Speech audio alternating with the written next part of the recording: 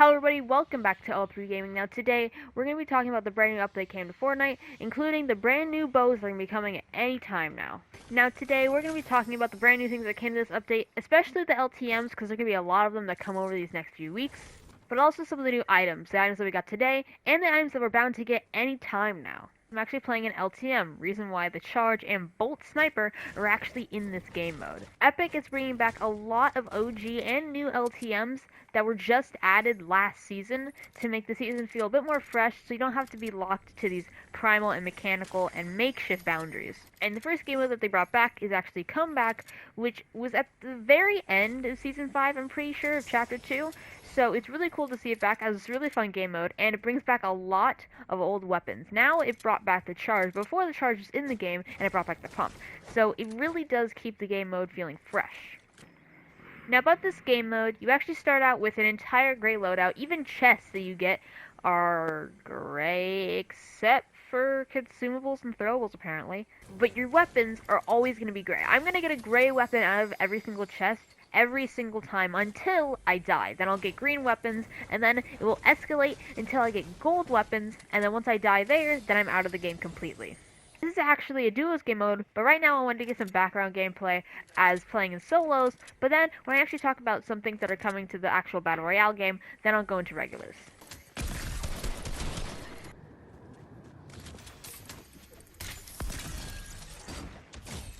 So now, obviously, as you can see that I have in the right, I actually have the new tire expansion, which actually allows to get bigger tires for all the cars. And it's really cool, actually, and it really helps you for off-roading, as it just says. But we're going to see if we can find a car and see if we can actually put this attachment on. Okay guys, as you can see, it's actually really cool the way they put these on, and it just makes the cars feel so much smoother, and gives them extra suspension so they can really bounce over barriers like you just saw. It also helps with the car's health. As you saw, I just took a major fall, that far, but I took no damage. No damage in the car whatsoever. It makes it so much better. It also allows for the cars to do insane tricks, like almost driving completely vertically. But also, it's fitting that we drove over here because it's time to show you the new things that we brought over here in map changes. So Misty actually a couple days ago started fortifying themselves for the new primal area to come through, which is a theory that the primal area is actually going to take up all of the spaces, all of the map at one point.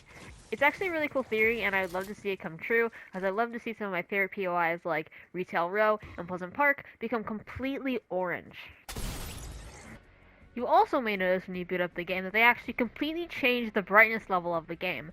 From face value, it doesn't seem too different, but if you actually check out the map, it looks way different and has, I think, maybe a little less contrast, but definitely greater highlights and brightness. And it actually makes the Weeping Woods primal area look so much more colorful, and I wonder if the color of the primal area is kind of going to be changing, things like that, or it's just to show how the trees are changing, as if you actually look in other places in the primal area where they have trees, it is a little more colorful. Now next we're actually going to be talking about the quests, which usually take place between Bony Burbs, the Spire, and Colossal Crops. And now it even continues over at the Guardian Outpost where you have to play a Spire's message. Jesus, what is someone doing outside? Oh, chase us! At the Guardian Outpost, which, is it like the 3 Guardian mini spires, or is it a completely new place in total? I have no idea. I'm probably going to check it out after this video goes up, but I think it's actually really cool that they're continuing the story as it kind of plays out what really happened after the Zero finale event, which is really cool because it kind of left you at a major cliffhanger. Talking about weapons and items, and there's actually a lot of surprising changes and new things that are actually coming to the game that we know of that I'm going to tell you about right now.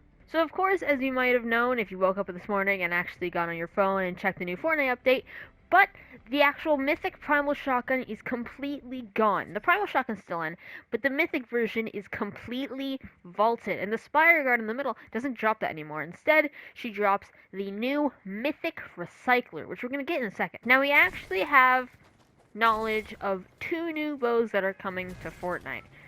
One of these bows being the Splinter bow, which is a completely new concept that we've never heard about before, and it actually does 100 damage. It doesn't specify if it's body or headshot, but I'm guessing it's body. And if it is body, then that'd be insane damage, and it'd be the highest bow damage that we've ever seen. It will probably have a headshot damage of around 175 or 180. And next we actually have the Grappler bow, which we already got some gameplay with in the previous trailer. I think it was the Battle Pass trailer.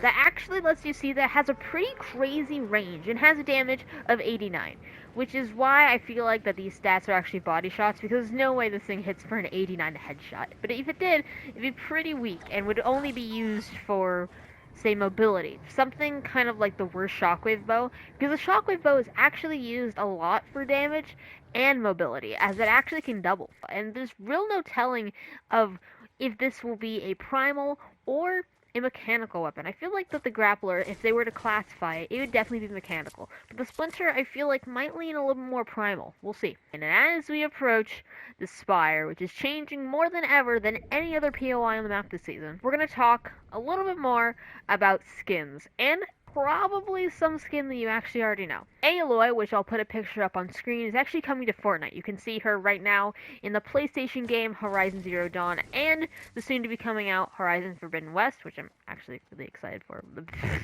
And now I'll put up a picture of the Fortnite version of her. It's pretty striking resemblance, and Fortnite didn't even hide that by just coming out and saying that it is Aloy and they are doing another crossover for the gaming series. Okay guys, we actually were able to finally get it. So here, we're actually able to show you how these two compare, the blue one and the mythic one. Obviously, I would try to show you the gold one and the mythic one, but I don't have the time. I just can't be asked. Okay, first we're actually going to see how much damage they can both do at recycling, which is the signature thing for them, obviously. So let's see.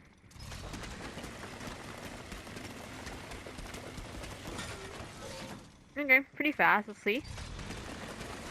Oh, that's definitely faster.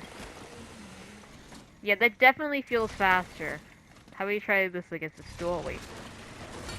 Okay. And okay, so it definitely feels like the mythic is slightly faster, but not too much. Not an overwhelming amount. Video, make sure to smash the like button and subscribe if you want to see more content like this on the channel. See you later.